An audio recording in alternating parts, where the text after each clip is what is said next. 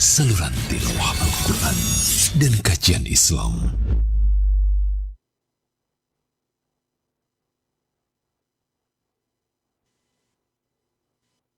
Simak Radio Roja Bogor 100.1 FM, Radio Roja Majalengka 93.1 FM, Radio Roja Palu 101,8 FM, dan Radio Roja Bandung 104.3 FM.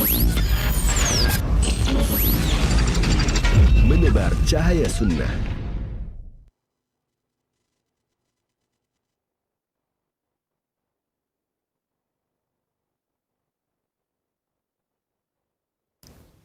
Assalamualaikum warahmatullahi wabarakatuh.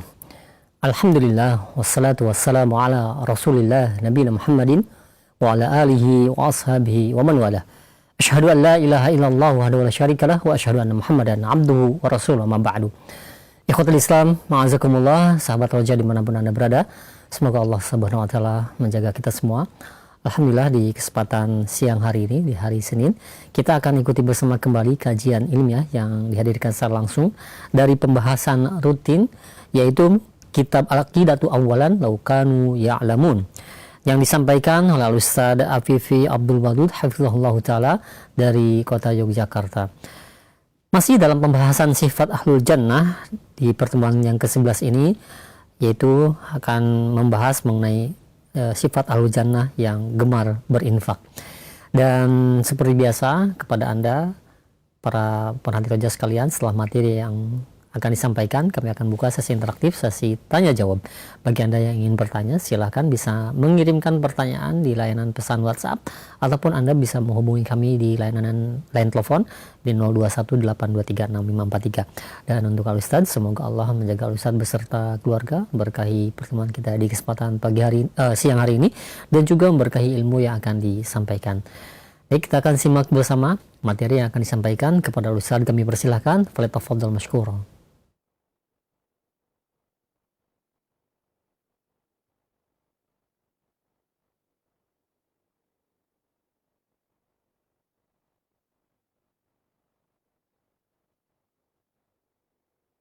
Wa ala alihi wa ashabihi wa mawalah wa la hawla wa la quwata illa billah, amma ba'du. Para pemirsa TV Roja, kaum muslimin rahimani wa rahimakumullah. Alhamdulillah, insyaallah kita melanjutkan kembali mengambil fawaid dari kitab Al-Aqidah Awalan pada bagian min sifati ahlil jannah, di antara beberapa sifat ahlul jannah yang kita berharap kepada Allah SWT, semoga Allah senantiasa membimbing kita dan memberikan taufiknya pada kita untuk bisa mewujudkan akhlak ahlul jannah. Ahlul jannah, mereka yang akan menempati jannah di Yaumul Qiyamah kelak, di kehidupan ba'dal mamat. Di dunia sekarang ini, Ahlul Jannah memiliki beberapa karakter, memiliki beberapa akhlak, memiliki beberapa sifat. Satu di antara sifat Ahlul Jannah yang disebutkan oleh Allah SWT adalah al-infaq fi sabilillah. Mereka orang-orang yang gemar infak di jalan Allah SWT, membelanjakan hartanya di jalan Allah Ta'ala. Karena membelanjakan harta itu bisa di jalan syaitan, bisa di jalan hawa nafsu, untuk foya-foya, di jalan-jalan kebatilan.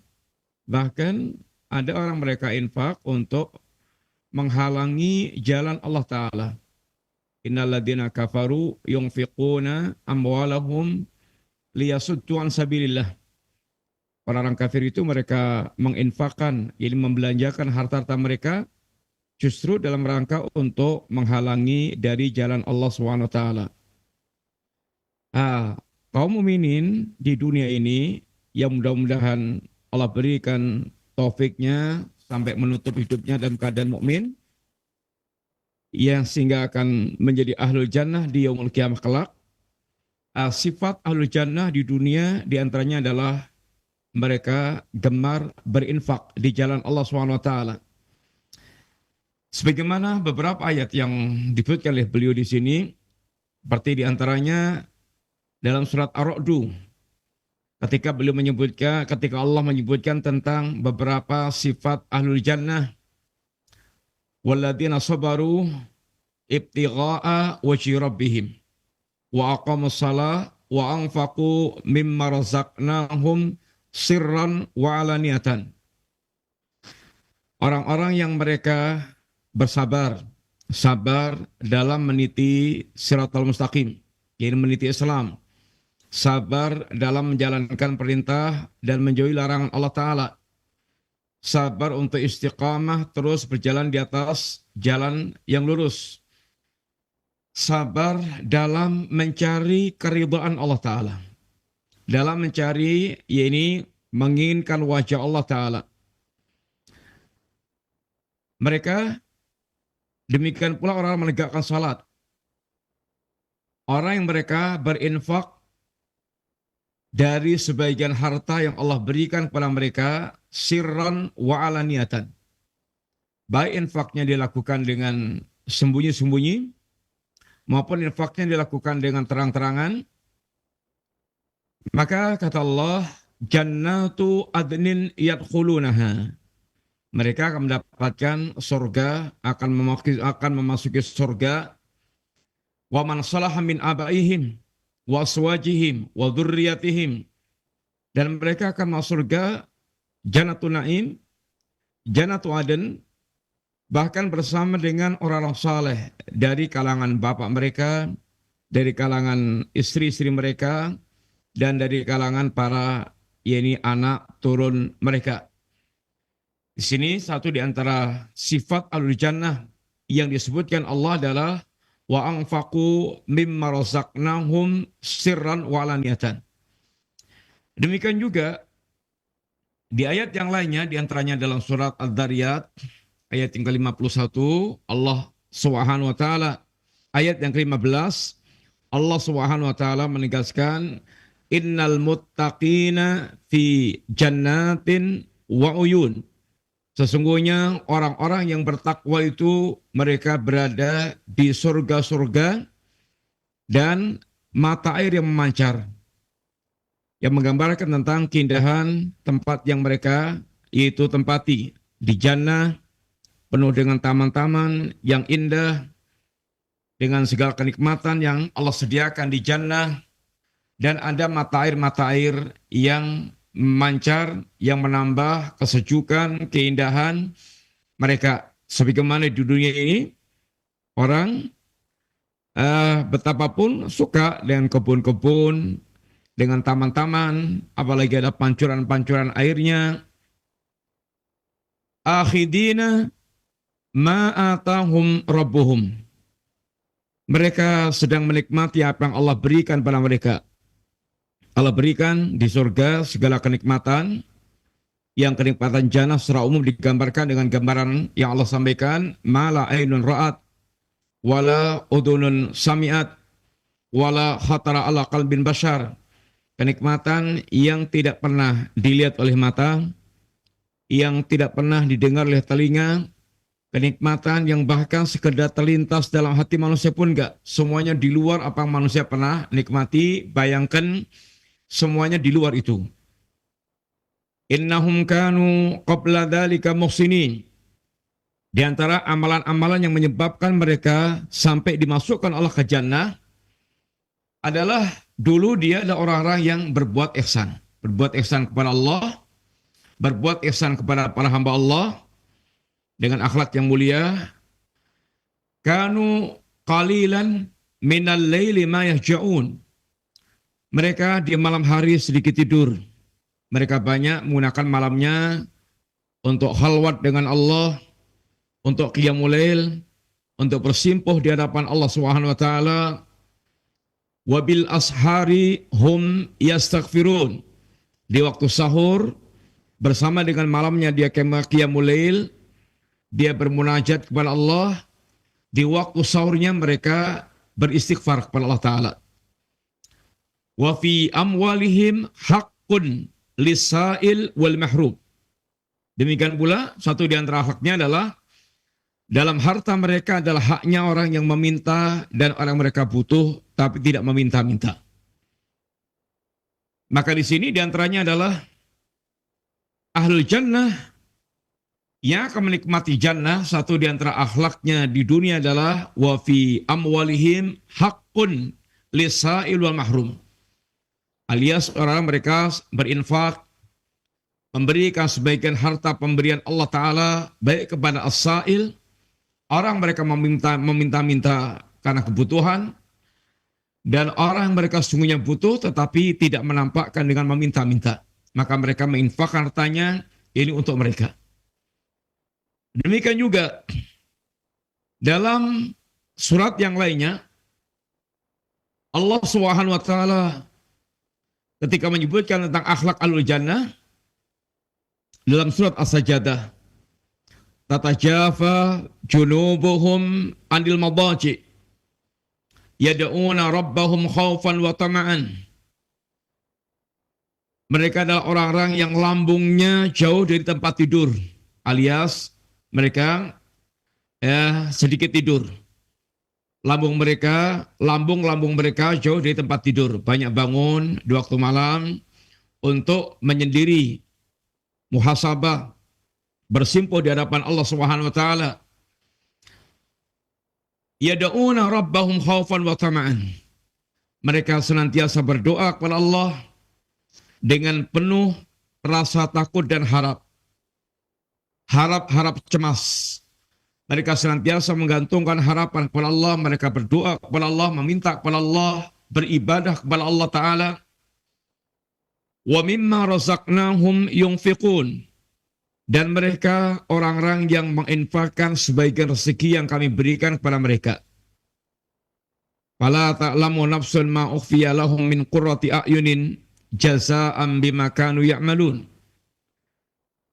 Maka kepada mereka Allah berikan kenikmatan yang menyejukkan mata mereka, kenikmatan yang tidak pernah terbayangkan oleh jiwa mereka, yang disembunyikan oleh Allah Subhanahu wa taala.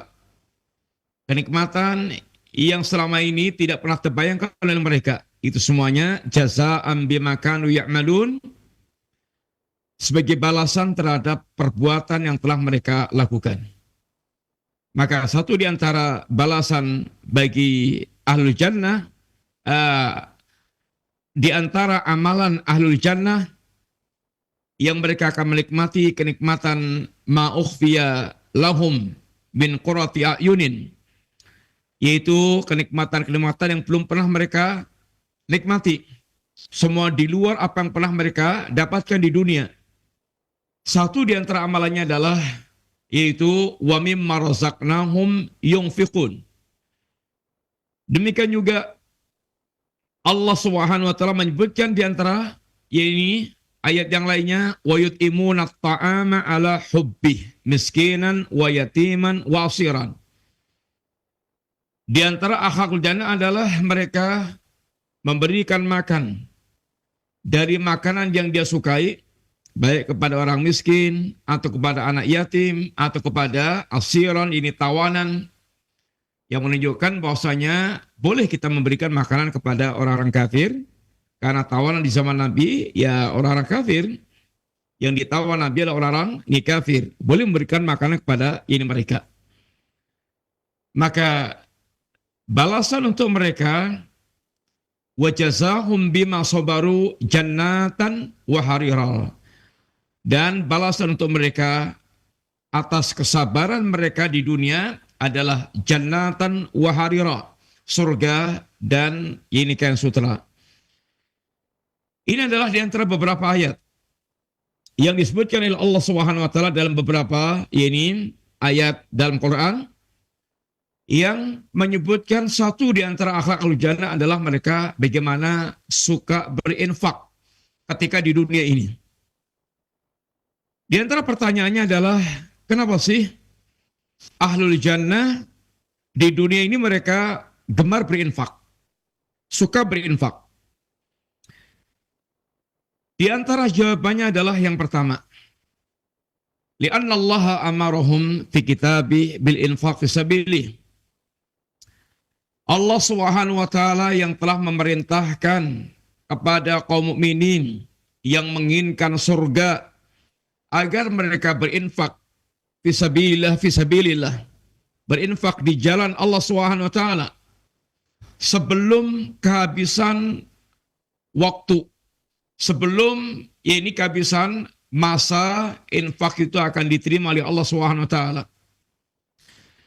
Allah Subhanahu wa taala ingatkan kepada kita agar segera kita berinfak. Sebagaimana pula agar kita segera beramal dengan segala jenis amal saleh. Sebelum tutup waktunya, sebelum kehabisan waktu. Yang kalau sudah kehabisan waktu, tinggal berangan-angan yang sudah tidak mungkin terwujud lagi. Sebagaimana diingatkan oleh Allah dalam beberapa ayat, ya ayyuhalladzina amanu anfiqu mimma razaqnakum min qabli ayatiya yaumun la bay'un fihi wala khullah wala syafa'ah. Wahai orang yang beriman, wahai orang hatinya telah berias keyakinan tentang Allah, perkataan Allah semuanya hak. Yakin dengan hari-hari setelah kematian dia ada alam barzakh, ada proses di ardil mahsyar, sampai nanti ada surga dan neraka. Wahai orang yang yakin tentang kehidupan ba'dal mamat dan hatinya ada pengagungan kepada Allah, anfiqu mimma razaqnakum. Berinfaklah kalian dari sebagian rezeki yang telah Allah berikan kepada kalian. Min qabli ayatiya yaumun la bay'un fi wala khullah wala syafa'ah. Sebelum datangnya hari yang tidak ada lagi jual beli di sana. Sekarang kalau rumah kita ambruk karena gempa, kita masih punya uang, kita masih bisa belanja ke toko besi yang ada, masih kita bisa membayar tukang untuk membangun rumah, kita masih bisa melengkapi perabot-perabot untuk kita, yaitu mendatangkan dari toko-toko mebel. Tapi akan datang hari tidak lagi transaksi jual beli. Sudah nggak laku lagi uang-uang yang kita miliki. Walahullah, demikian pula nggak ada lagi perkawanan, persahabatan, pertemanan, ini kedekatan. Orang-orang yang mungkin boleh jadi sangat dekat dengan kita di dunia, mereka semuanya akan menjauh lari dari kita. Masing-masing memiliki urusan yang sangat penting di hari itu. Yauma yafirrul mar'u min akhihi wa ummihi wa abihi wa sahibati wa bani likulli imri'in minhum yauma idzin sya'nu yughni.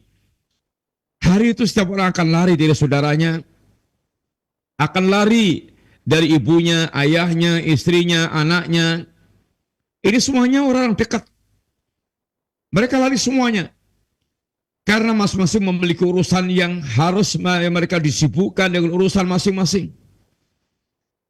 Wala syafa'ah, dan tidak ada lagi syafaat yang bisa memberikan pertolongan kepada kita. Ini tentu adalah untuk orang-orang yang mereka tidak di dunia tidak memiliki bekal khusus menghadap Allah Ta'ala. Adapun kalau mukminin, muslimin, yang mereka memiliki iman dan amal saleh, maka hari itu amal-amal mereka sangat menolong. Hari itu persaudaraan bisa sangat bermanfaat karena akan saling memberikan syafaat di antara mereka. Tapi orang yang mereka di dunia mereka tidak memiliki persiapan khusus, maka harta sebanyak apapun la yanfa'. Saudara mereka, keluarga mereka sehebat apapun la yanfa'. Yauma la yanfa'u malun wala banuna illa man atallaha biqalbin salim. Hari itu harta mereka sebanyak apapun, anak laki-laki mereka sehebat apapun, sudah tidak lagi memberikan manfaat. Sehingga yang ada tinggal penyesalan, ma akhna anni maliyah halaka anni sultaniyah. Aduhai, hartaku sebanyak apapun telah tidak berguna lagi. Aduhai, kekuasaanku telah hancur binasa. Hari itu tinggal dia, yaitu memandang amal-amalnya. Amal baiknya akan sangat bermanfaat, amal buruknya akan membuat dia jadi binasa. Sehingga Allah perintahkan kita berinfak sebelum datang hari yang seperti itu. Yang alias infak kita akan sangat bermanfaat sekali di hari-hari ketika harta kita di hari itu sudah tidak bermanfaat. Yang kita infakkan yang akan bermanfaat, yang sangat memberikan manfaat. Demikian pula di ayat yang lainnya Allah sebutkan, Qul li ibadiyalladzina amanu yuqimus salah wa yunfiqu mimma razaqnahum sirran wa alaniyatan min qabli ayatiya yaumun la bai'un fihi wala khilal.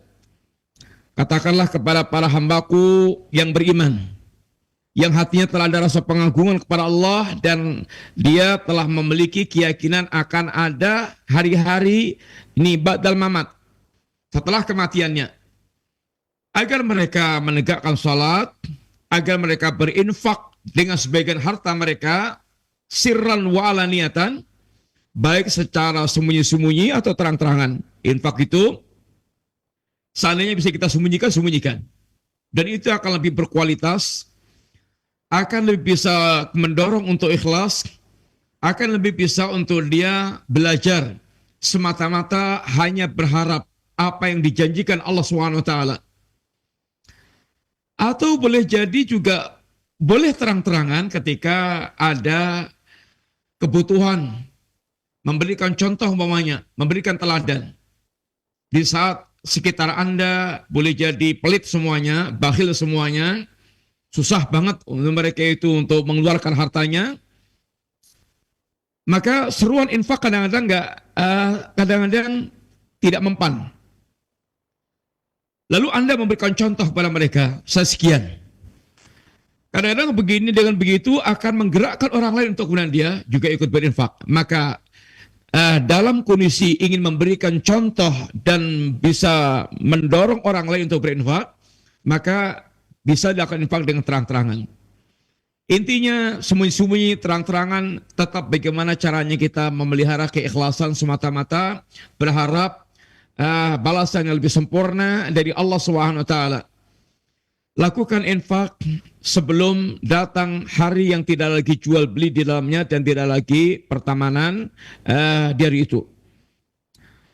Demikian juga di antara yang Allah ingatkan, wa'anfiqu mimma razaqnakum min qabli ayati ahadakumul maut fayaqula rabbi laula akhartani ila ajalin qarib fa asaddaqa wa aqum minas salihin wala yuakhirallahu nafsan idza jaa ajaluha wallahu khabirum bima ta'malun.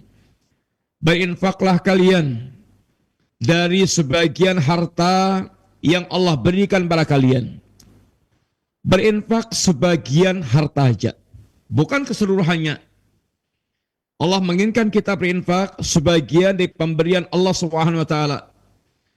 Sebelum datang pada kalian kematian, yang datanya kematian memutuskan seluruh kesempatan beramal. Idza mata ibnu Adam, apabila anak Adam itu meninggal, inqata'a amaluh, seluruh amalnya sudah terputus. Kesempatan dia beramal terputus. Sehingga produksi untuk menghasilkan pahala sudah terputus. Kecuali beberapa amal yang pernah dia lakukan yang sifatnya adalah jariah, kematian dia yang memutuskan kesempatan beramal tetap akan mengalirkan pahala. Allah ingatkan kita, sebelum kita terputus kesempatan beramal, maka segeralah Anda berinfak. Yang harta Anda adalah apa yang Anda infakkan. Harta yang hanya ditumpuk, harta yang Anda hanya dikoleksi jadi rumah, dikoleksi jadi tanah, dikoleksi jadi kebun, dikoleksi jadi pekarangan, dikoleksi jadi macam-macam. Maka harta itu bukan milik kita yang hakiki. Yang milik kita hakiki, yang kita infakkan fisabilillah, kita titipkan kepada Allah Subhanahu wa taala, yang bahkan nanti akan dikembangkan oleh Allah menjadi berlipat-lipat. Allah ingatkan, ini sebelum Anda terlambat, segeralah Anda ini berinfak. Karena kematian ketika mendatangi kita akan memutuskan kesempatan kita untuk beramal. Lalu tinggal berangan-angan. Rabbi laula akhartani ila ajalin qarib. Ya Rabb, undurkan barang sebentar kematianku, walaupun hanya sebentar aja. Itu angan-angannya orang yang mereka telah kehabisan waktu dan belum sempat beramal. Tetapi ini tinggal angan-angan kosong yang tidak akan dikabulkan oleh Allah SWT. Untuk apa mereka ingin waktunya diundur sebentar aja? Fa'asaddaqa wa aku minas salihin. Ya Allah, aku pengen sedekah, aku pengen jadi orang saleh, tapi semuanya tinggal angan-angan kosong yang tidak akan pernah dikabulkan oleh Allah Ta'ala. Allah bahkan di ayat yang lainnya mengingatkan, awalam nu'ammirkum ma yatadakkaru fihi man tadakkara. Apa aku belum memperpanjang umur kalian yang bisa jadikan sebagai tempat berfikirnya orang mereka berfikir, renungan-renungan tentang kehidupan. Tapi orang yang mereka tidak diberikan taufik oleh Allah akan dibuat tenggelam dalam terbuai oleh angan-angan dunia sampai tidak pernah mempersiapkan diri untuk kembali kepada Allah dengan amal atau bekal dengan bekal khusus. Sampai dia terlambat mempersiapkan amal, tahu-tahu datang kematian. Maka dia tinggal yaitu menikmati apa yang akan mendapatkan, menikmati apa yang telah dia lakukan waktu di dunia. Dia tinggal meratap dengan perbuatan-perbuatan masa lalunya, dan tidak mungkin lagi dia akan bisa mengulangi hidup waktu sudah ini habis. Allah Subhanahu wa taala pula dalam hadis qudsinya menyebutkan, ya ibna Adam, unfiq alik. Wahai anak Adam, berinfaklah. Belanjakan hartamu fisabilillah. Unfiq alik. Aku akan berinfak kepada Anda. Allah tidak akan pernah dusta. Berinfaklah, Allah akan berinfak kepada Anda. Sehingga tidak ada ceritanya orang mereka berinfak menjadi miskin, gak ada. Berinfaklah, Allah akan berikan berlipat-lipat bahkan pembalasan Allah Ta'ala. Dan tentu yang paling kita harapkan pembalasan Allah adalah di hari kiamat kelak, di yaumul akhir kelak. Jangan sampai pula kita salah mendidik manusia. Selalu harapannya adalah mereka dibayar cash oleh Allah di dunia, sehingga mereka memberikan semangat berinfak, tetapi harapannya hanya harapan-harapan dunia. Seandainya telah diberikan Allah Ta'ala, rugi. Artinya, dia hanya mendapatkan balasan dunia, di akhiratnya tidak mendapatkan. Kalau dia hanya angan-anganannya dunia, apalagi kalau kemudian di dunianya dia tidak mendapatkan, di akhiratnya dia juga lepas pula, ini kerugian bertumpuk-tumpuk. Salah mendidik manusia. Harusnya yang pertama kali bagaimana betul-betul ditanamkan adalah harapan untuk mendapatkan balasan Allah di yaumul kiamah kelak. Karena kehidupan hakiki adalah kehidupan di yaumul akhir. Kehidupan di hari akhir kelak. Sehingga jangan sampai orang hanya berangan tentang ini balasan di dunia sekarang ini.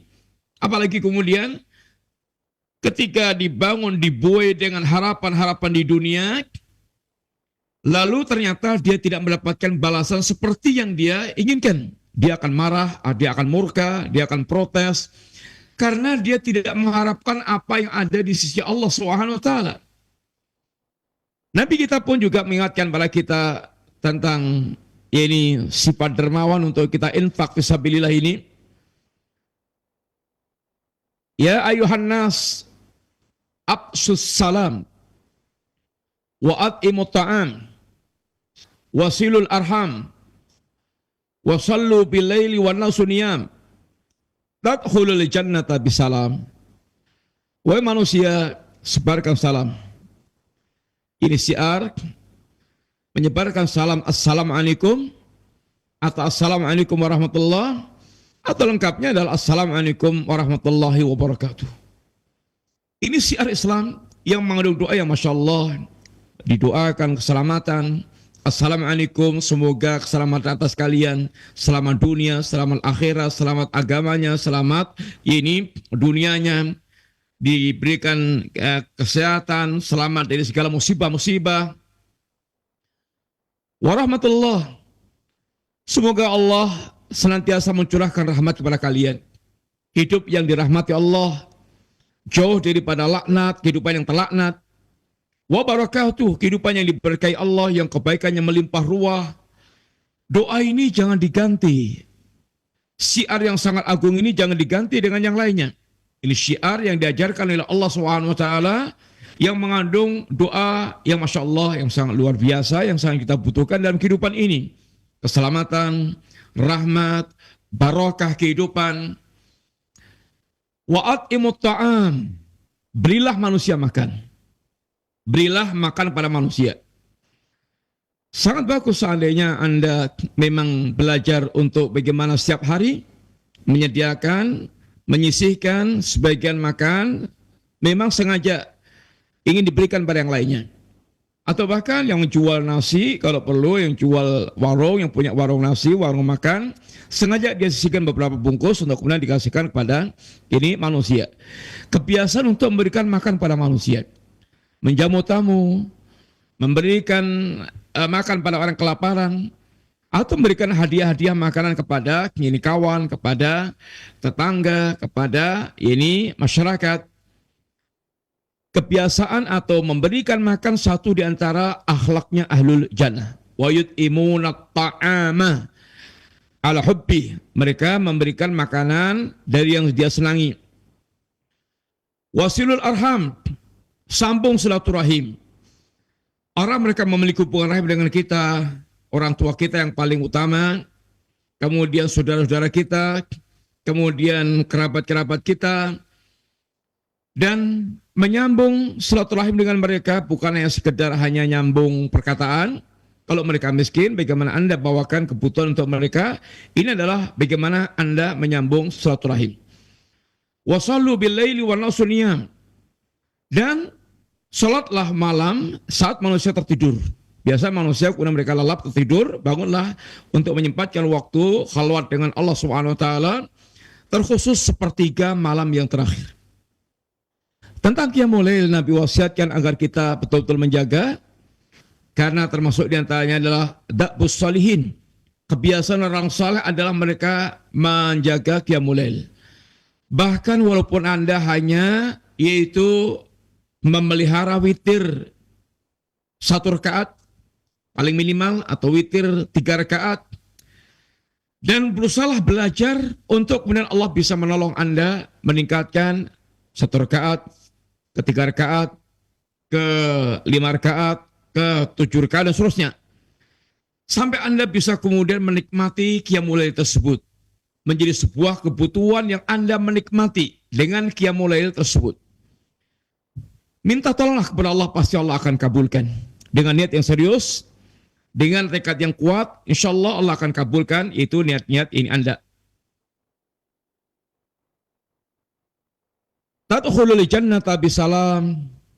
Anda akan masuk surga dengan penuh keselamatan, dengan penuh ini kesejahteraan. Di antaranya di sini adalah yang menjadi bagian pembahasan adalah yaitu wa'at'imut ta'am. Berilah makan. Ini berinfaklah. Berinfaklah dari harta Anda, memberi makan satu di antara bagian berinfak fisabilillah. Sehingga Anda berhias dengan akhlak yang luar jannah, yaitu memberikan sebagian dari harta Anda. Rasulullah SAW diriwayatkan Jabir pernah mengungkapkan masu'ila Rasulullah SAW syai'an qat faqala la. Kata Jabir radhiyallahu anhu, tidak pernah Nabi diminta lalu mengatakan enggak. Bahkan Nabi SAW beliau pernah memberikan yang sangat luar biasa. Pernah memberikan pada seorang dua kambing di antara dua gunung. Jadi kambing di antara dua gunung, bisa kita bayangkan, nggak tahu berapa jumlahnya itu. Yang jelas sangat banyak. Kambing yang ada di antara dua gunung. Nabi fa'atahu ghanaman baina jabalain. Orang yang datang kepada Nabi ini minta dan Nabi beri kambing di antara dua gunung. Lalu dia pulang menjadi dai yang mengajak kepada kaumnya, ya qaumi, ya qaum, aslimu fa inna Muhammadan yu'ti ata'an la yakhshal faqah. Wahai kaum, masuklah kalian ke dalam Islam. Kalau sesungguhnya Muhammad memberi dengan pemberian yang tidak khawatir ini miskin. Banyak yang Nabi mengawali ketertarikan manusia kepada Islam dengan pancingan harta. Dengan pancingan harta. Sampai nanti mereka yang masuk Islam ini merasakan bahwa Islam lebih mahal dari dunia dan seisinya. Dari dunia dan seisinya. Lihatlah bagaimana Nabi ketika memberikan kepada orang-orang mu'alaf Quraisy saat di perang Hunain. Mereka bahkan kasih 300 onta, 200 onta, 100 onta yang tidak diberikan kepada para Ansar yang ibaratnya pedang mereka masih kotos-kotos darah. Sampai ada gerundelan di antara mereka. Boleh jadi Nabi sudah mulai tertarik atau mulai ingin bersama dengan mereka. Lalu Nabi kumpulkan orang-orang Ansar. Disampaikan kepada mereka sampai pada perkataan Nabi, apakah kalian tidak ridha? Mereka pulang dengan membawa ini onta dan kambing-kambing mereka, sedangkan kalian pulang bersama Rasulullah. Harga Nabi jauh lebih mahal dibandingkan dengan kambing-kambing dan onta-onta mereka. Nabi ingin dengan harta yang diberikannya itu ta'liful qulub, untuk lebih menggait hati mereka, agar hati mereka itu lebih terlunakkan, sehingga mereka lebih terkuatkan Islamnya dengan harta tersebut. Ini Nabi. Termasuk orang ini bagaimana Nabi memberikan dua atau kambing di antara dua gunung, yang Masya Allah kemudian dia kembali kepada kaumnya, berubah menjadi orang mengajak untuk berislam, karena Nabi telah memberikan pemberian yang tidak khawatir jadi miskin. Maka berinfaklah sebelum terlambat waktunya. Sebelum tutup waktunya.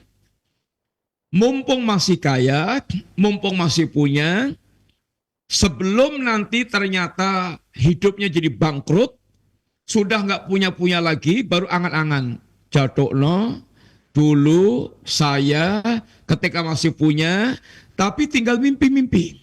Tinggal mimpi-mimpi. Sekarang udah bangkrut, kere, sudah nggak punya apa-apa, nggak bisa lagi berbuat.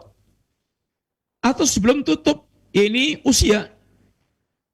Usianya habis, walaupun hartanya masih triliunan umpamanya, tapi sudah nggak punya kesempatan beramal. Nggak produktif lagi hartanya dia. Harta dia tinggal milik orang lain. Sebelum yaitu terlambat waktunya, maka segeralah ini berinfak. Yang ketiga, kenapa ahlu jannah di dunia ini mereka ini gemar berinfak? Karena mereka sangat yakin, mereka tahu dan sangat yakin, annama indahum yanfad wa annama indallah bakin. Apa yang ada di sisinya itu akan lenyap. Entah lenyapnya itu dengan sebab ada yang dirampok, ada yang ditipu, ada yang habis expired ini barangnya, atau kalau enggak Allah akan pisahkan dia dari seluruh harta miliknya dengan kematian. Harta di tangan kita bisa lenyap dengan bangkrut umpamanya tadi, Atau kalau enggak, ya kita dipisahkan Allah dengan kematian. Wa ma indallahi baqin. Tapi kalau harta itu kita letakkan di sisi Allah, fisabilillah, itu yang akan kekal. Maka manusia ini semuanya menikmati hartanya sangat sedikit banget. Sehingga istilah orang Jawa itu antara dia kesulitan mengumpulkan harta dan menikmati itu nggak nyucuk. Nggak nyucuk. Bayangkan bagaimana setarnya dia, ancang-ancangnya dia untuk mengumpulkan harta. Sekolahnya dari SMA, S1, S2, S3, terus kerja mengumpulkan harta sampai terkumpul. Sedangkan kemudian yang dia nikmati hanya ma'akalta fa'afnaita wa malabista fa'aflaita. Yang Anda makan lalu habis, yang Anda pakai lalu usang. Hanya itu. Kalau Anda nggak punya infak, Anda nggak punya tabungan, nggak punya celengan. Yang Anda nikmati hanya yang Anda pernah makan, Anda pernah yaitu pakai. Itu sangat sedikit banget. Anda uangnya miliaran sampai triliunan, bisa mengumpulkan makanan seluruh wilayah Anda, tapi kemampuan perut Anda menikmati seberapa? Sepiring, 2 piring, semangkok, 2 mangkok, hanya itu. Anda bisa membuat atau bisa punya baju sampai ratusan setel atau bahkan ribuan setel, tapi yang Anda nikmati dipakai hanya setel, 1 setel, 2 setel, 3 setel. Nggak bisa banyak-banyak. Anda punya rumah 100, bahkan 1000 apartemen, tapi Anda tidur hanya 1 kasur juga. Anda punya bisa mobil miliaran, jajar, bahkan puluhan, tapi yang Anda nikmati hanya 1 mobil aja. Mati, semuanya melangkrak milik ahli waris. Maka Anda hanya sedikit menikmati, nggak punya tabungan, Anda nggak punya apa-apa. Oleh karena itulah, seorang mukmin hendaknya dia cerdas memanfaatkan milik dia, yaitu dia bagaimana bisa betul-betul mendapatkan tabungan besar di sisi Allah SWT. Jangan sampai Anda rela menikmati yang sangat singkat, yang sedikit, jadi dunia, lalu dia melepaskan yang lebih baik, yaitu kampung, ini akhirat. Di antara yang Nabi ingatkan,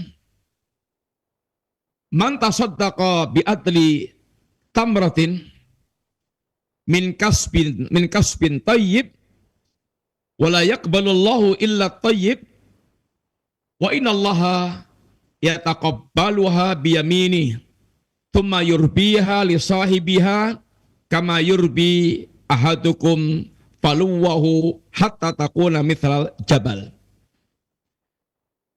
Kata Nabi kita, barang siapa yang dia bersedekah dengan sebiji korma dari hasil usaha yang baik, yang halal, bukan dari usaha yang haram, dan Allah memang tidak akan menerima kecuali yang baik-baik.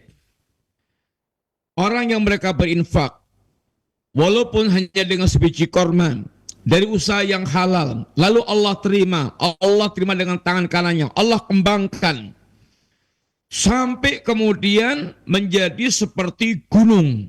Antum bayangkan, 1 korma dikembangkan Allah menjadi seperti 1 gunung. Lipat berapa kita nggak tahu. Yang jelas Allah akan lipat-lipatkan. Seperti di antara Anda mengembangkan ternaknya yang bisa menjadi beranak pinak, Allah akan kembangkan yang lebih dahsyat lagi. 1 butir korma dikembangkan Allah sampai bergunung-gunung, seperti gunung. Maka ini adalah karunia Allah kepada orang mereka beramal, menyambut seruan Allah Subhanahu wa taala. Sebagaimana Allah sebutkan di dalam ayat ketika orang berinfak, mathalul ladzina yunfiquna amwalahum fisabilillah kamathali habbatin ambatat sab'a sanabila fi kulli sumbulatin mi'atu habbah wallahu yudha'ifu liman yasha wallahu wasi'un alim. Perumpamaan orang yang mereka menginfakkan harta mereka di jalan Allah seperti perumpamaan 1 biji yang menumbuhkan 7 tangkai. Setiap tangkainya ada 100 butir sehingga 700. Dilipatkan 700. Demikianlah Allah melipat gandakan orang yang Allah kehendaki. Dan Allah maha luas lagi maha mengetahui. Sehingga di sini Allah bagaimana memberikan janji kepada kita. Bagi orang yang mereka berinfak, untuk benar-benar Allah akan lipat gandakan infak mereka menjadi berlipat-lipat. Dan Allah tidak membutuhkan infak kita. Infak kita kebutuhan kita. Infak kita ini bahkan akan dikembangkan Allah. Allah memerintahkan kita berinfak karena Allah ingin berbuat baik pada kita lebih banyak lagi. Harta yang kita miliki milik Allah. Kemudian Allah perintahkan kita berinfak dengan harta pemberian Allah. Bukan Allah butuh, tapi bahkan Allah ingin melipat gandakan infak kita sehingga menjadi berlipat-lipat yang lebih banyak lagi. Nabi pernah menggelitik para sahabat dengan ungkapan ayyukum malu warithihi ahabbu ilaihi min mali. Mana ada enggak di antara kalian yang harta ahli warisnya lebih dia cintai dibandingkan harta dirinya, harta yang sendiri.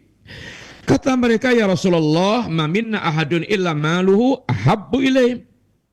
Ya Rasulullah, tentu di antara kita ini enggak ada yang harta ahli waris lebih dia cintai. Mesti hartanya sendiri lebih dia cintai. Fa inna malahu maqaddam. Kata Nabi, hartanya dia itu apa yang telah berlalu, yang dia infakkan. Wa malu warithihi ma'akhar. Adapun yang ditinggal, enggak dia infakkan, itu artinya ahli warisnya. Maka orang yang mereka menjadikan hartanya tertinggal di dunia, tidak dia bawa mati dengan menginfakkan fisabilillah, sama dengan dia mencintai hartanya ahli waris. Begitu Nabi mendidik para sahabat, sehingga bagaimana betul-betul harta itu Anda bawa mati, milik Anda sendiri, sehingga Anda nyucuk betul dalam bekerja, mengumpulkan harta, itu betul-betul Anda akan mendapatkan lipatan yang berlipat, yakni lipat. Sehingga di dunia ini betul-betul seorang mukmin menjadikan area kehidupannya itu untuk meraih lipatan ganda di hadapan Allah. Ibaratnya di dunia ini memang seorang mukmin kayak pedagang.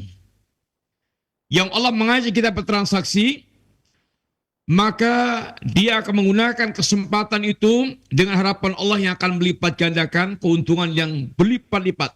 Sebelum harta Anda sudah tidak berguna lagi dan semuanya tinggal kekecewaan belaka. Sehingga sambutlah seruan Allah untuk berdagang agar Anda betul-betul menjadi seorang pedagang yang sukses, yang beruntung, yang harta Anda akan dilipat gandakan oleh Allah Subhanahu wa taala. Allah ngajak kita berdagang. Maka kenapa ahli jannah mereka semangat berinfak di dunia? Karena mereka betul-betul tahu, yakin harta yang diinfakkan fisabilillah adalah tijaratun rabihatun. Merupakan perdagangan yang sangat menguntungkan. Sehingga bukan sia-sia, bukan membuang harta, tapi ada perdagangan sangat menguntungkan. Kemudian berikutnya, kenapa ahli jannah mereka di dunia mereka berinfak? Karena dengan infak itu hartanya akan dilipat gandakan, akan bertambah-tambah, bukan berkurang. Yang Allah katakan hadis kursi tadi, ya ibn Adam, ungfik alik. Wahai anak Adam, berinfaklah. Aku akan berinfak kepada Anda. Tentu infak Allah kepada Anda jauh akan berlipat-lipat dibandingkan infak kita yang kita lakukan fisabilillah. Wa ma anfaqtum fi shay'in fa huwa yukhlifuh. Apapun yang Anda infakkan di jalan Allah, maka pasti Allah akan ganti. Mana qasat shadaqatun min malin, tidak pernah ada cerita harta tidak akan berkurang dengan sedekah. Harta Anda tidak akan berkurang dengan sedekah. Dan malaikat setiap hari terhadap orang mereka berinfak di hari itu, maka malaikat mendoakan, Allahumma a'ti munfiqan halafan. Ya Allah, berikan ganti kepada orang berinfak. Dan kepada orang mereka menahan hartanya tidak berinfak, Allahumma a'ti mumsikan talafan. Ya Allah, berikan kebangkrutan kepada orang yang mereka tidak berinfak, yang menahan hartanya. Maka seorang mukmin dia akan berusaha untuk berlomba-lomba bagaimana hartanya itu berkembang biak, diperbanyak Allah dengan dia berinfak fi sabilillah di jalan Allah Subhanahu wa taala. Kemudian termasuk di antara kenapa dia berinfak dalam rangka untuk liyutahhiru anfusahum, dalam rangka membersihkan jiwa mereka. Dalam diri kita ada penyakit yang tersimpan, penyakit bakhil, penyakit suh, penyakit itu pelit. Yang ini dibersihkan dengan dia berinfak fisabilillah. Sehingga akan membersihkan penyakit hati dia dan membersihkan harta mereka. Harta kita kadang bercampur dengan debu-debu, kotoran yang tidak bersih. Maka dibersihkan dengan zakat, dibersihkan dengan infak, sehingga harta mereka bersih. Jiwa mereka bersih dari penyakit-penyakit hati, bakhil, kemudian suh, dan harta mereka dibersihkan dengan infak fi sabilillah. Dan kemudian para pemirsa yang rahmati Allah SWT, maka kita diingatkan kenapa kita perlu membersihkan jiwa kita dari kebakhilan. Bakhil itu penyakit jiwa, dan juga bakhil ini bertingkat-tingkat. Bahkan ada orang mereka bakhil yang luar biasa, bakhil kepada diri sendiri. Sudah dia cari harta, habis-habisan waktunya, tenaganya habis, waktunya habis, pikirannya habis untuk mengumpulkan harta, tapi untuk menikmati sendiri aja bakhil. Ini bakhil yang sangat luar biasa. Bahkan ada bakhil yang disertai dengan kezaliman. Ada bakhil yang mereka ini terhadap miliknya orang lain. Dia sendiri tidak dermawan, memerintahkan orang lain juga untuk tidak dermawan. Bakhil dengan harta yang pada orang lain. Dan Nabi mengatakan, bakhil termasuk pembinasa. Salatun muhlikat, ada 3 perkara yang membinasakan, satu di antaranya suhun muta'. Jadi bakhil yang diikuti. Kemudian, orang yang mereka ini, bakhil ini, termasuk terkena penyakit nifak. Di antara ciri munafik adalah mereka, yaitu mencegah orang untuk dia bersedekah.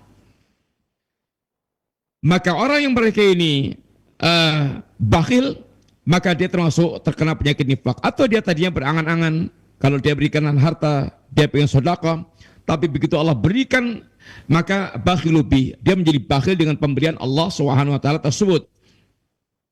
Dan orang yang bakhil itu, dia akan hidup dalam kesempitan jiwa. Maisatan dongka. Sebagaimana dermawan itu digambarkan Nabi seperti pakai baju besi, kemudian longgar, dan bahkan menutupi tubuhnya, menutupi ruas-ruas tubuhnya, sehingga betul-betul terlindungi, membersihkan dan terlindungi, dan longgar. Tapi orang yang bakhil ini kayak orang pakai baju besi dan kemudian menekan sempit, menekan tubuhnya. Maka kehidupan orang yang bakhil itu pasti akan sesak dadanya, akan sempit. Dia teradab di dunia sebelum di alam barzah dan sebelum di akhirat kelak. Yang terakhir, para pemirsa rahmati Allah Ta'ala, kalau kita berinfak, ingat, yang pertama, hendaklah kita betul-betul menginginkan wajah Allah Ta'ala. Hendaklah kita betul-betul menginginkan keridhaan Allah SWT, mencari keridhaan Allah Ta'ala. Wa ma tunfikuna illa bitaqa'a wajillah. Dan tidaklah kalian berinfak kecuali dalam rangka untuk mencari wajah Allah SWT. Sehingga jangan sampai ini kita berinfak tapi salah ini niat. Ingat, ada orang yang mereka ini kelihatan dermawan banget, hampir semua jalan-jalan itu dikasih infak oleh dia, tapi karena niatnya hanya agar dikatakan jawad, sang dermawan, bahkan nasib dia dilimparkan ke dalam jahanam. Yang kedua, kalau kita infak, jangan kita ungkit-ungkit pemberian kita itu dengan itu mengungkit-ungkit pemberian, bahkan menyakitkan yang kita beri. Ini akan bisa membatalkan infak kita. Allah nasihatkan pada orang yang beriman, ya ayyuhalladzina amanu la tubtilu shadaqatikum bil manni wal adha. Wahai orang beriman, jangan Anda rusak sedekah Anda dengan yaitu mengungkit-ungkit pemberian dan menyakiti orang yang kita ini beri. Dan yang tiga, jangan pernah kita berinfak dengan harta yang haram. Pezinah berinfak dengan hasil perzinahannya. Orang yang mereka itu ribawi, bermuamalah riba, dia berinfak dengan hasil ribanya. koruptor, dia berinfak dengan hasil korupsinya. Ini semuanya adalah tidak akan mendapatkan, tidak akan diterima oleh Allah Ta'ala, tidak akan diterima oleh Allah Ta'ala. Innallaha thayyibun. Allah itu zat yang maha thayyib, yang maha baik. La yaqbalu illa thayyiban. Tidak akan menerima kecuali yang baik-baik. Maka seorang mukmin hendaknya dia betul-betul berusaha untuk memilih infaknya, bagaimana betul-betul menjadi infak yang berkualitas, infak yang dikembangbiakkan Allah menjadi banyak untuk kita, dan bagaimana betul-betul dia meyakinkan dirinya harta yang dia titipkan di hadapan Allah Ta'ala, kepada Allah Ta'ala. Semoga manfaat dan semoga Allah memberikan taufik yang kepada kita semuanya untuk benar-benar dimudahkan kita itu mengelola harta kita dengan baik dan betul-betul bisa menginfakkan fisabilillah, dengan harapan harta itu akan kita temui semuanya di kampung akhirat kelak, bahkan dilipat gandakan oleh Allah Subhanahu wa taala, dan membersihkan jiwa kita dari penyakit as-sukh wal bukhl, ini kebakhilan yang itu akan merusak ini kehidupan kita sendiri. Semoga manfaat. Jazakumullahu khairan. Matur nuwun. Assalamualaikum warahmatullahi wabarakatuh. Waalaikumsalam warahmatullahi wabarakatuh. Jazakallah khair sekali lagi untuk Ustaz yang sudah memberikan materi di kesempatan siang hari ini dari pembahasan kitab Al-Aqidatu Awalan Law Kanu Ya'lamun, masih dari pembahasan sifat Ahlul Jannah, yaitu gemar berinfak. Mudah-mudahan jadi ilmu bagi kita dan motivasi bagi kita untuk Allah mudahkan hati kita, untuk menggerakkan hati kita untuk gemar berinfak. Baik, untuk selanjutnya kami buka sesi interaktif, sesi tanya jawab, dan alhamdulillah sudah ada beberapa pertanyaan yang masuk di layanan pesan WhatsApp di kesempatan siang hari ini, Ustaz. Yang pertama ada pertanyaan. Assalamualaikum warahmatullahi wabarakatuh. Ya Ustaz, bagaimana jika ada seorang guru yang dia sering menjual buku kecil dengan harga yang di atas rata-rata, dengan embel-embel infak yang tidak tahu kemana infaknya itu disalurkan, dan beliau akan mendoakan siapa saja orang yang membeli bukunya kepada murid-muridnya tersebut dengan mengatakan hal tersebut, dan bagi yang tidak membeli maka dia tidak akan mendoakan, padahal tidak semua murid-muridnya itu memiliki uang untuk membeli buku tersebut, Ustaz. Nah, bagaimana tanggapan Ustaz? Apakah benar hal tersebut jika kita membeli buku termasuk kepada infak? Mohon jawaban dan penjelasannya.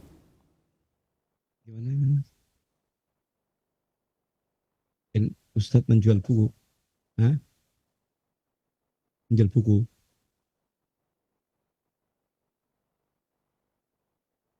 Ya, bismillahirrahmanirrahim. Boleh menjual di atas rata-rata, silakan aja. Kemudian kalau memang betul-betul itu ingin infak, perjelas saja. Ini harganya sekian, lebihnya akan diinfakkan ke tempat ini. Silakan aja dengan jelas. Tapi kalau nggak jelas juga orang bertanya-tanya mau diinfakkan kemana. Atau sudahlah antum jual semaunya Anda, mau dijual murah, dijual mahal.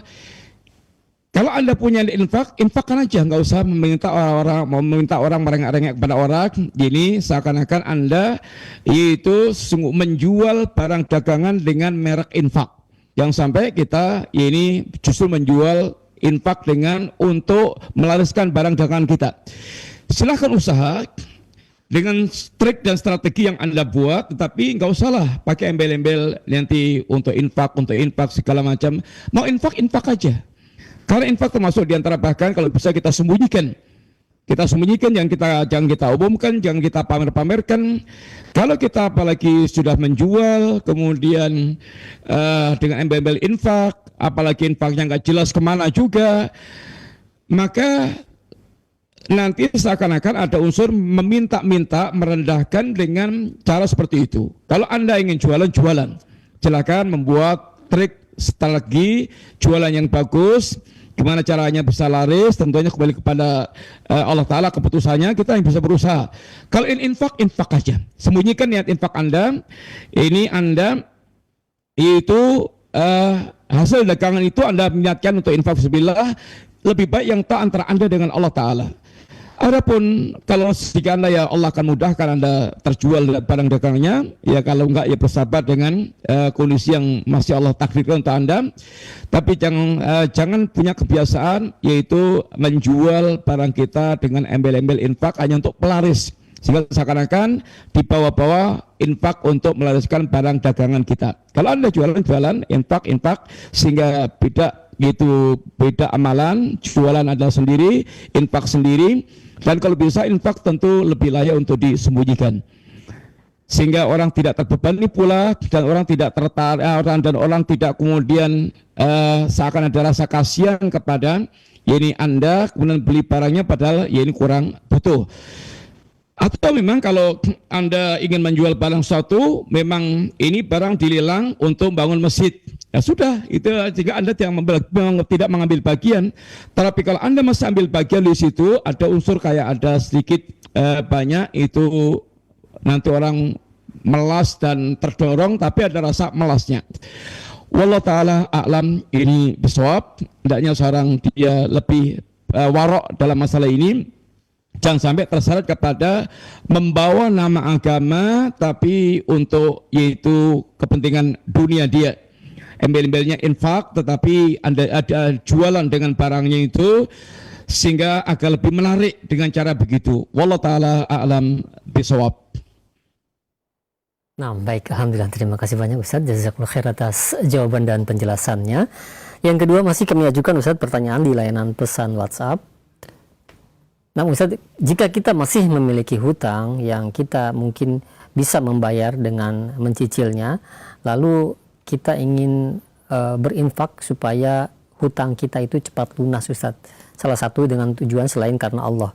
Apakah diperbolehkan hal tersebut Ustaz? Apakah lebih utama membayar hutang terlebih dahulu ataukah kita boleh ketika mempunyai hutang tersebut kita berinfak? Ya, bismillahirrahmanirrahim. Infak yang sunnah dan membayar hutang yang wajib tentu secara kaidah didahulukan untuk melakukan yang wajib dulu. Nutup hutang baru kemudian dia yang infak. Jangan mikir infak dulu, hutangnya belum terlunasi. Boleh-boleh aja dia menunda hutang, dia punya jatuh tempo, yakin dia akan bayar. Pas dia punya cadangan pula untuk bayar. Tapi sekarang ini ada yang perlu diinfakkan dulu. Dia infakkan dulu, tapi dia punya target hari H pembayaran itu atau hari H pelunasan itu dia tuntas untuk bayarnya. Yakin dan punya cadangan. Enggak ada masalah. Antum mau infak sementara masih punya hutang. Tapi yakin bisa menutup hutang itu di hari temponya. Tapi kalau Anda yaitu prioritas mana yang infak dulu atau nutup hutang dulu, tentu prioritasnya adalah nutup utang dulu. Karena utang berkaitan dengan tanggungan kita. Kita nggak tahu matinya kapan, nggak tahu. Sedangkan orang yang mereka mati dalam keadaan punya utang, ini orang mukmin atau jiwa seorang tergadai dengan hutangnya. Jangan sampai dia terhambat gara-gara utang. Suada aja orang mati syahid bisa terhalang surganya karena hutang. Maka utang segera untuk dilunasi dan jangan meremehkan masalah utang dan jangan sampai utang jadi hobi. Sebagian kita sekarang ini hutang itu kayak jadi seni sendiri dan kemudian berhasil mencarikan utangan syukuran. Dia bahkan kayak berhasil untuk ini mencarikan utangan. Padahal utang adalah beban buat ini dia. Apalagi sekarang ini utang bisa menjadi musibah besar. Maraknya pinjaman online, kemudian dia gampang-gampang berhutang, bisa menjadi musibah besar, berapa banyak, bahkan bukan sekedar orang umum, ikhwan atau akhwat yang sudah ngaji juga, berapa banyak yang terlilit pinjol. Ini semuanya adalah musibah yang sangat besar. Hendaknya seorang dia berhati-hati dalam masalah hutang, apalagi hutang yang jelas-jelas ribawi dan bisa mencekik dia. Dan dia sudah punya bayangan tapi akalnya seperti nggak jalan. Dia sehingga hendaknya seorang dia betul-betul bisa menggunakan akal sehatnya dan bisa menahan nafsunya. Dan kalau tidak terpaksa sekali jangan sampai kita terlilit dalam masalah ini utang.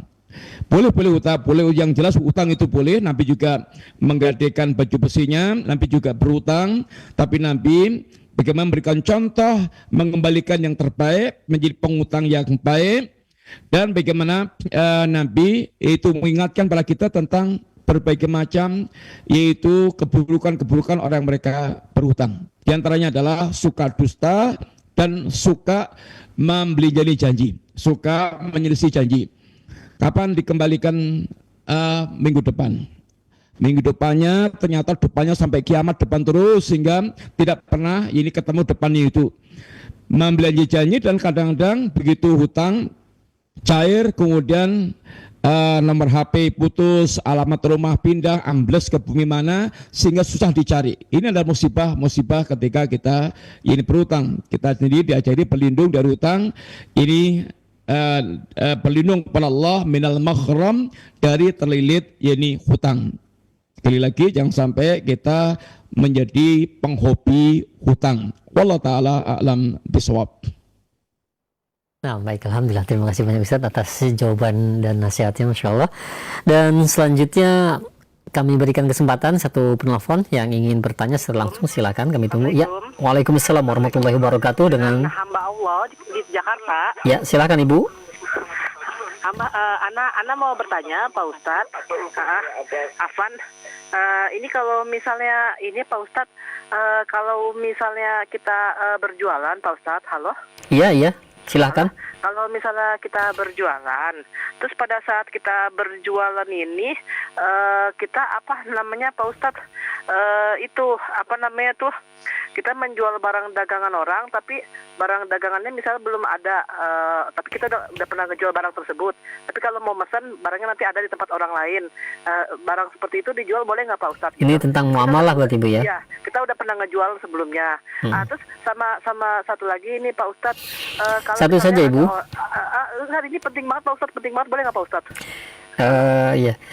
Ya coba nanti disimak saja, nanti soalnya ini tidak berhubungan ya pertanyaan Ibu. Ya silakan dilanjut. Halo? Iya silakan dilanjut. Ya. Jadi ini kalau misalnya ada orang misalnya ini Pak Ustadz, dia sehat walafiat, tapi dia dengan alasan katanya dia bingung mau nyari kerjaan kemana gitu. Akhirnya dia apa namanya itu Pak Ustadz, nyari berbagai macam cara biar dia dapat santunan gitu Pak Ustadz. Padahal dia normal, sehat, fisika sehat segala macam gitu. Tapi gimana? Jadi dia berbagai macam cara dengan alasan katanya dia lagi susah, orang terzolimi, orang yang butuh dikasih gitu. Baik. Ya. Cukup ya. Terima kasih Pak Ustadz. Ya. Ya. Syukron Pak Ustadz. Assalamualaikum. Assalamualaikum warahmatullahi wabarakatuh. Nah, bagaimana Ustaz? Apakah akan dilanjutkan untuk dijawab atau mengangkat pertanyaan yang lain? Nah, silakan. Bisa diulangi Ustaz, pertanyaannya gimana itu? Ustaz simpulkan atau Ustaz sampaikan dengan lebih jelas? Pertanyaan Ustadz, yang pertama menjual barang yang belum dimiliki seperti itu. Yang kedua, yang katanya dia selalu mengeluh tentang kehidupannya yang terkesan ingin diberi sesuatu oleh orang lain atau oleh saudaranya atau mungkin yang dikenalnya. Jadi dengan mengeluh segala kehidupannya yang dimana dia mencari penghidupan atau kerjaan susah, dan seperti itu terus. Nah, bagian Ustadz. Ya, bismillahirrahmanirrahim. Menjual barang yang belum dimiliki nggak boleh. Jual barang yang sudah dia miliki sehingga dia menjual barangnya sendiri. Menjual barang milik orang lain kecuali orang dia mewakili seorang untuk menjualkan barangnya. Ini barang saya, kamu jualkan, silahkan dengan perjanjian yang jelas antara yang mewakilkan dengan statusnya dia pewakil daripada sang penjual. Tapi kalau dia menjual barang belum dimiliki, jelas ini nggak boleh. Kemudian mengeluhkan nasib dia, ini buruk sekali. Mengeluhkan tentang kondisinya kepada Allah SWT, mengeluhkan pada orang tentang dirinya, manusia nggak suka mendengarkan keluhan orang lain, nggak suka. Apalagi ada unsur kemudian minta-minta. Pekerjaan yang paling buruk adalah yaitu meminta-minta. Orang mereka suka meminta-minta, itu nanti di akhirat kalau akan datang dalam keadaan mukanya complong-complong dari daging, seakan dia nggak punya rasa jadi malu. Susah apapun kehidupan kita, hendaklah berusaha untuk ngeluhnya kepada Allah SWT. Kepada seorang boleh kita mungkin sharing untuk mungkin bisa memberi saran solusi. Jangan ada kesan minta-minta. Jangan ada kesan minta-minta. Meminta-minta perbuatan yang sangat buruk, akan menghinakan diri. Kata Nabi mengajarkan kepada kita, syarful mu'min qiyamul lail.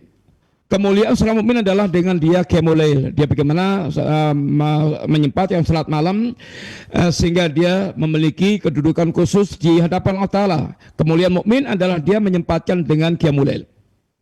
wastighna'uhu wa issuh istighna'uhu 'anil nas.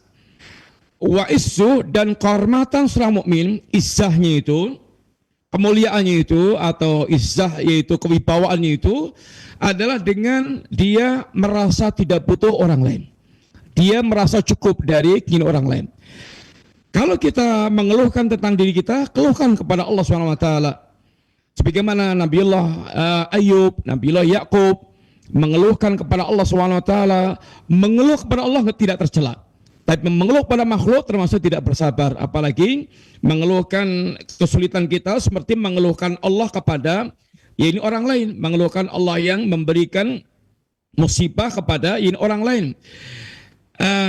Yang terbaik adalah bagaimana kita menjaga izzah kita dengan yaitu tidak menjatuhkan diri dengan meminta-minta kepada orang lain. Walaupun dengan ungkapan-ungkapan saya kesulitan, saya rekoso, saya gagal usahanya segala macam. Kalau dia betul-betul sangat membutuhkan sekali pertolongan orang, bisa hubungi orang khusus. Tapi tidak kemudian jadi kebiasaan ngeluh sana, ngeluh sini, ketemu orang ngeluh, sehingga dunia dikeluhi semuanya tentang kesulitan dia, seakan-akan dia adalah orang paling sengsara, paling miskin. Ini akan menjatuhkan martabat dirinya, seperti dia nggak punya harga, yakni diri. Bagaimana dia punya izzah dengan berusaha untuk memeras keringat sendiri. Sering-sering nggak apa-apa, sering-sering usaha, bagaimana cara yang bagus bangun usaha, bagaimana cara dia mengentaskan dari kesulitan, nggak apa-apa, tapi jangan ada kesan untuk kemudian dia meminta-minta, kesan kemudian dia minta-minta kepada orang lain. Wallahu ta'ala a'lam bisawab, dan kita cukupkan dulu Bapak sekalian, matur nuwun, mudah-mudahan manfaat. Wassallallahu ala nabiyina Muhammadin wa ala alihi washabihi wasallam. Terima kasih banyak. Assalamualaikum warahmatullahi wabarakatuh. Waalaikumsalam warahmatullahi wabarakatuh. Kami ucapkan kepada Ustaz jazakallah sekali lagi.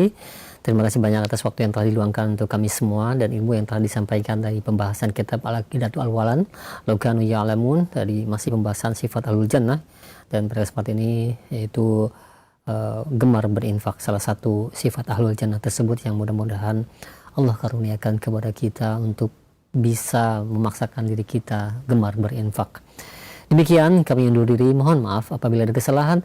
Subhanaka Allahumma bihamdika asyhadu an la ilaha illa anta astaghfiruka wa atubu ilaik.